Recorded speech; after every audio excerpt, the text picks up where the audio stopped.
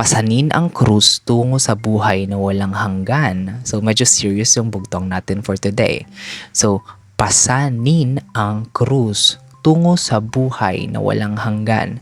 So, yung walang hanggan, we've used that multiple times as a deletion indicator. So, i-delete natin yung hanggan or yung dulo ng word natin. So, tatanggalin natin yung dulo ng word.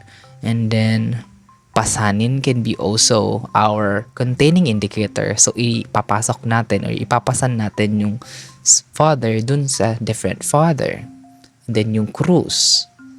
Something, krus. Ano yung nag-symbolize ng krus? Or sa letters, ano yung parang cross sa mga letters? Letter T. So, let's try T.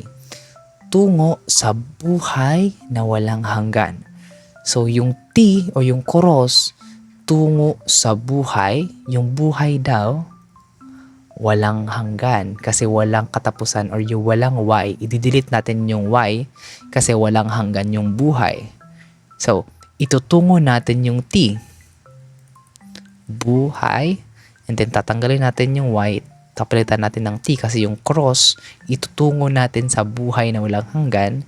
And then, we will get the word pasanin. So, pasanin is our definition. So, pasanin or pasanin and then buhat ay magkasing kahulugan. Let's check this one. See you tomorrow.